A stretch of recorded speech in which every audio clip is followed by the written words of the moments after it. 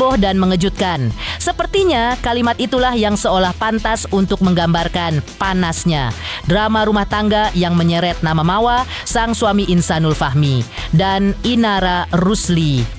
Bagaimana tidak, prahara ini terus menyeret beberapa nama yang kemudian mencuat ke permukaan. Dan salah satu nama yang mungkin viral dan tak dapat lagi dielakkan dalam kehebohan ini adalah Virgon. Setelah cukup lama diam, Virgon pun angkat suara dengan mengunggah ulang sebuah pemberitaan online. Namun bukan hanya itu, yang membuat publik terhenyak adalah Virgon menyematkan skor 2-1 tepat di bawah judul pemberitaan tersebut. Lantas, apa sebenarnya maksud unggahan mendadak Virgon ini? Benarkah ini bentuk pembelaan diri? Atau ini justru sindiran terselubung kepada mantan istrinya? Dan bagaimana tanggapan Mawa, Ibunda Inara, hingga Eva Manurung? Mereka sejak awal ikut angkat suara soal rekaman CCTV tersebut.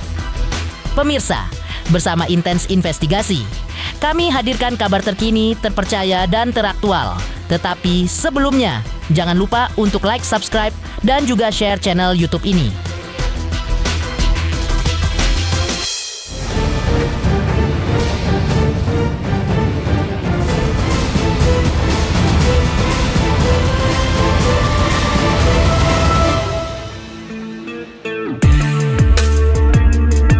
Pemirsa Intens Investigasi, seperti telah ramai diberitakan sebelumnya tentang panasnya konflik antara Wardatina Mawa, sang suami Insanul Fahmi, dan Inara Rusli yang hingga kini belum juga mereda. Di tengah memanasnya isu dugaan perselingkuhan, perzinahan, hingga laporan polisi yang bergerak cepat, tiba-tiba sorotan publik justru mengarah kepada penyanyi Virgon, mantan suami Inara. Namanya diduga semakin ikut terseret. Hal ini diduga berawal saat Insanul Fahmi berbincang di podcastnya Dr. Richard Lee. Dalam obrolannya, suami Mawa tersebut menduga bahwa Virgonlah yang membocorkan CCTV rumah yang didiami Inara dan anak-anaknya. Namun dugaan itu pun seolah langsung terbantahkan ketika Virgon akhirnya angkat bicara melalui unggahan terbarunya. Ia memposting sebuah tangkapan layar dari pemberitaan media online dengan judul Mawa memastikan CCTV dugaan perbuatan Inara dan Insanul bukan berasal dari Virgon. Namun yang membuat publik tersentak adalah Virgon menuliskan skor 2-1 tepat di bawah pemberitaan tersebut tanpa menjelaskan apapun arti di balik unggahan tersebut. Angka itu sontak memicu spekulasi luas. Netizen menuding unggahan itu sebagai sindiran halus untuk sang istri, seolah menggambarkan bahwa Inara telah 2 kali kalah dan 1 kali menang dalam permasalahan dengan Virgon. Sebuah unggahan singkat, namun cukup untuk kembali menghebohkan jagat maya dan memicu pertanyaan besar. Apa sebenarnya maksud Virgon dengan skor 2-1 itu? Masih soal buka suaranya Virgon dengan mengutip sebuah pemberitaan online. Pemberitaan tersebut sepertinya muncul dari kemunculan Mawa bersama kuasa hukumnya saat bertandang ke Polda Metro Jaya untuk memberikan keterangan kepada pihak penyidik. Dalam perjumpaannya dengan awak media, Wardatina Mawa sempat mengungkapkan banyak hal, termasuk diantaranya soal video CCTV yang juga menjadi bukti dalam laporannya terhadap sang suami dan Inara Rusli. Namun saat disinggung soal nama Virgon, mantan suami Inara, ia tidak bisa banyak bicara dan hanya memberikan pernyataan seperti berikut ini. Saya tidak mengetahui hal tersebut, itu bukan ranahnya saya, mohon maaf. Itu kami tidak bisa. Sudah kita kasih. Kita sudah infokan ke penyidik. Jadi itu materi penyidikan, tidak bisa kita sampaikan. Sebelum unggahan Virgon yang kini viral itu, Eva Manurung, ibunda Virgon, sebenarnya sudah lebih dulu angkat bicara. Ia menanggapi tuduhan bahwa putranya adalah pihak yang menyebarkan CCTV rumah Inara. Dengan nada tegas, Eva menepis tudingan tersebut. Ia bahkan menantang agar siapapun yang merasa dirugikan untuk melaporkan Virgon ke polisi. Karena menurutnya, penyidik akan jauh lebih mengetahui siapa sebenarnya pihak yang menyebarkan rekaman tersebut. Ia menilai rekaman CCTV itu wajar diperoleh istri sah. Dan lebih lanjut, Eva menambahkan seharusnya yang dipersoalkan justru adalah mengapa perbuatan dilakukan di rumah orang. Karena menurutnya, rumah tersebut bukanlah milik Inara, tetapi milik cucu-cucunya. Sehingga bisa sampai terekam oleh CCTV. Kalau memang anak saya juga yang nyetorin itu, ya, nanti kan penyidik lebih tahu. Kalau memang kan gitu, jadi laporin aja. Ya. Kenapa kamu main di rumah orang? Udah tahu itu di atas kan gak ada kuncinya itu, cuma horden doang. Hah? Orang bolak-balik time 2 jam itu ini loh, lama loh. Gak mungkin itu anak-anak ngajar ibunya ke atas kan gitu. Ya saya sih bukan mau nuduh, cuma nggak mau ini logikanya kan gitu. Ilegal akses dari mana? Emang dikewer-kewer keluar, dikasih keluar. Yang minta istilahnya minta CCTV ini kalau ini asas praduga nggak bisa. Kalau yang minta CCTV juga istrinya kan berkompeten. Emang dikasih ke orang-orang? Itu kan hak istrinya kalaupun dia ini ada bukti nggak, ada ini nggak, ada anu nggak gitu. Yang mau dilaporin apaan? Iya, Terus membuat di rumah orang. Harusnya anak saya kalaupun umpamanya di rumah. anak saya yang melaporkan dia kan itu rumah anak-anak. Setelah Ibunda Virgon, kini giliran pihak Inara yang ikut bersuara melalui sahabat dekat keluarganya, Ozi Syahputra. Menurut Ozi, Ibunda Inara menyampaikan unek-uneknya yang tidak bisa ia tahan sejak awal. Ibunda Inara geram dan sangat tidak terima jika anaknya dilabeli pelaku perzinahan maupun perselingkuhan. Menurut sang ibu, Inara melakukan hubungan tersebut dalam ikatan pernikahan siri yang secara agama dianggap sah.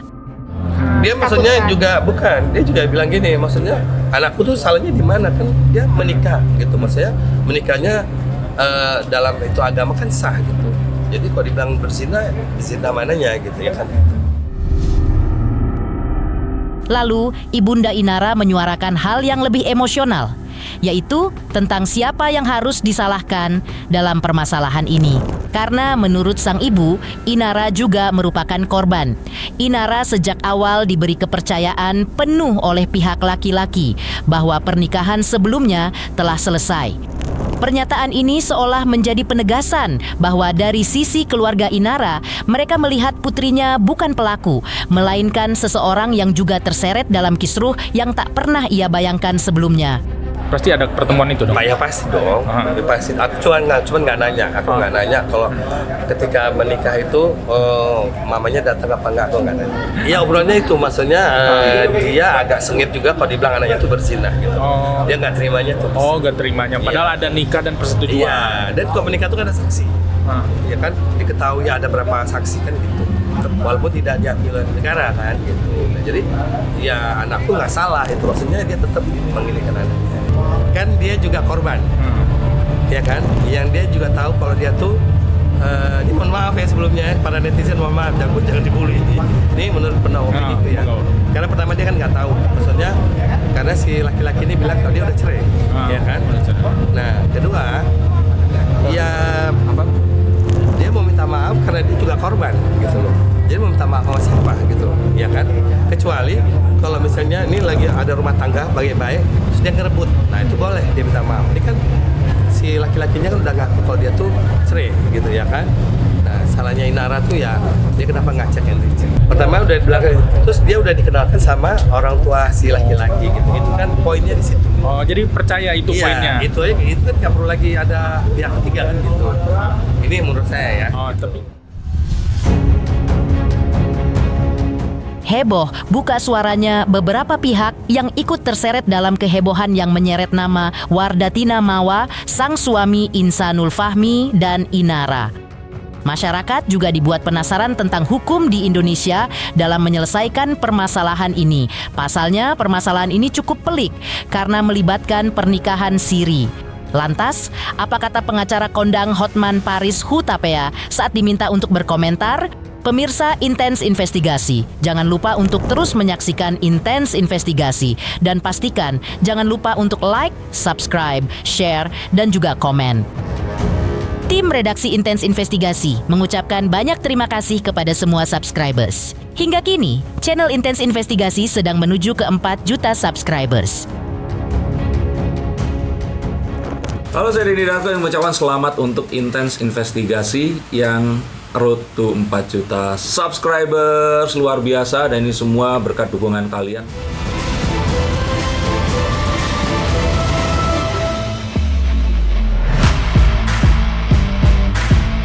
Pemirsa Intens Investigasi, di tengah hebohnya berbagai pihak yang ikut bersuara dalam kisruh yang menyeret nama Wardatina Mawa, sang suami Insanul Fahmi, serta Inara Rusli.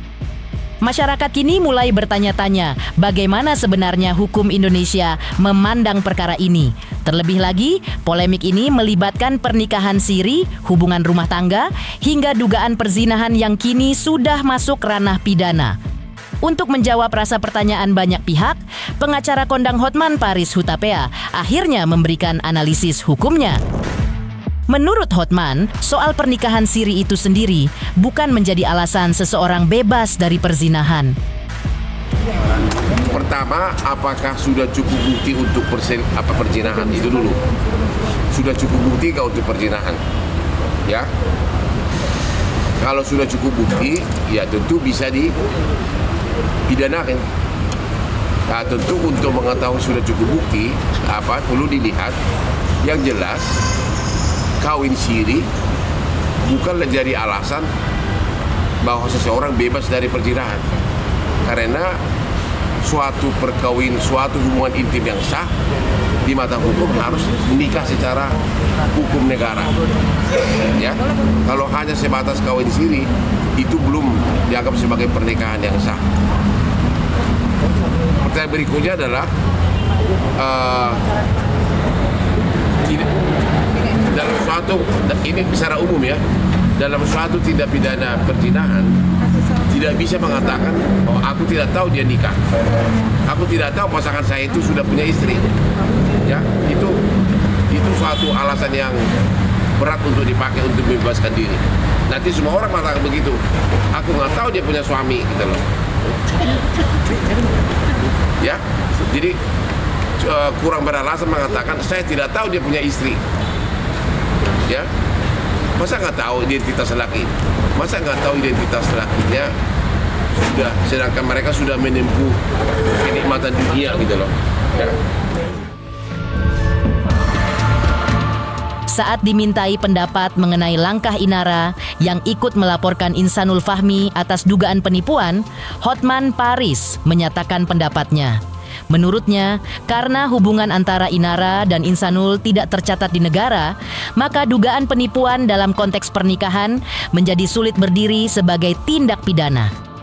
Namun, jika benar terbukti bahwa Insanul Fahmi masih memiliki istri sah dan ia tetap menjalin hubungan intim dengan perempuan lain, maka unsur yang lebih kuat justru unsur perzinahannya. Begini loh, mereka itu kan belum nikah secara hukum negara. Ya, mereka belum nikah secara hukum negara. Mau ditebuk, mau si cowok berbohong atau tidak pun, yang jelas itu belum nikah secara hukum negara. Ya, artinya bahwa kalau benar bisa dibuktikan bahwa si cowok itu udah punya istri, ya, dan ternyata dia masih berhubungan intim dengan suami orang, yaitu termasuk tindak pidana perzinahan. Itu aja kuncinya, kalau dia ada bukti, ya, kalau ada bukti. Hebohnya permasalahan ini dan buka suaranya berbagai pihak yang diduga ikut terlibat. Menarik untuk disimak cerita Dr. Richard Lee saat mengundang Insanul Fahmi, suami Mawa, ke podcastnya saat itu. Seperti apa Dr. Richard Lee memberikan tanggapannya usai Insanul Fahmi menjadi bintang tamu di podcastnya. Pemirsa Intens Investigasi, jangan lupa untuk terus menyaksikan Intens Investigasi. Dan pastikan, jangan lupa untuk like, subscribe, share, dan juga komen. Tim redaksi Intens Investigasi mengucapkan banyak terima kasih kepada semua subscribers. Hingga kini, channel Intens Investigasi sedang menuju ke 4 juta subscribers. Halo, saya Denny Darko yang mengucapkan selamat untuk Intens Investigasi yang road to 4 juta subscribers. Luar biasa, dan ini semua berkat dukungan kalian.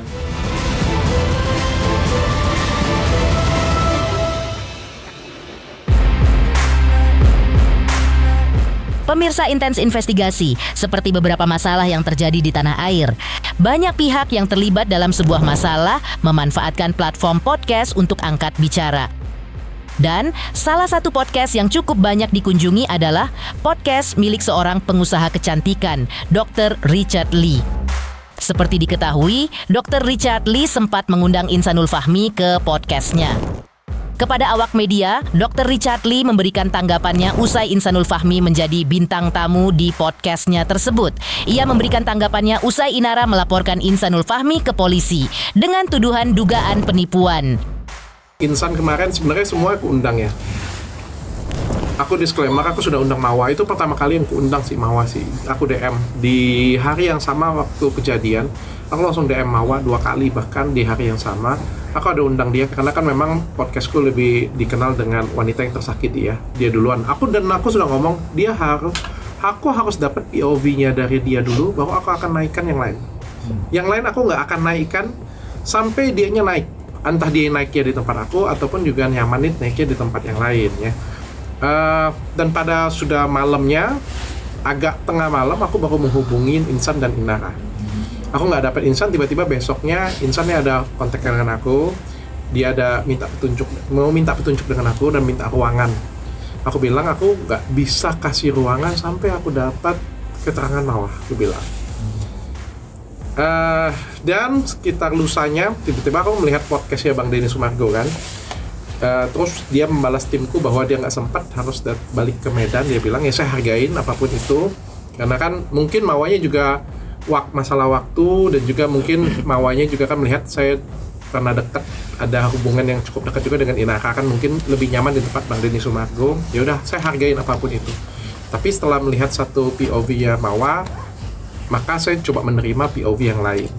Nah, Insan datang ke saya pada waktu itu dia minta petunjuk sih. Dia bilang, kok bagaimana cara aku menyelesaikan masalah ini? Dia bilang, aku pengen, dia sudah menimbulkan kegaduhan dan pengen diselesaikan, dia bilang. Ya kan saya berteman juga dengan Inara ya. Kejadian ini juga saya ada kontak-kontakan juga dengan dia, dan sebenarnya saya memberikan teguran juga secara langsung dengan dia ya. Memang mungkin saya nggak akan buka di sini juga. Sebagai seorang teman ya, saya juga bertanya dengan dia, dan juga saya sempat ya omelin juga kayak gitu kan, kok kenapa kejadian bisa sampai jadi gaduh seperti sekarang. Itu aja sih sebenarnya sudah saya sampaikan, tapi kan mungkin karena saya teman juga nggak mungkin saya buka juga, dan itu kan bukan urusan pribadi saya juga ya.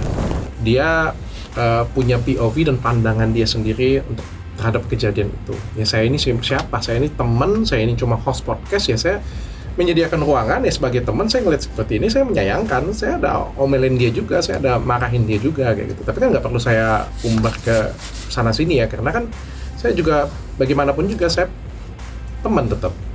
Ya, walaupun saya nggak bela apa yang dia lakukan ya, tapi tidak membela apapun yang dia lakukan. Demikian pemirsa, kabar terkini, terpercaya, dan teraktual yang kami hadirkan hari ini. Jangan lupa untuk terus menyaksikan Intens Investigasi, dan pastikan jangan lupa untuk like, subscribe, share, dan juga komen. Tim redaksi Intens Investigasi mengucapkan banyak terima kasih kepada semua subscribers. Hingga kini, channel Intens Investigasi sedang menuju ke 4 juta subscribers.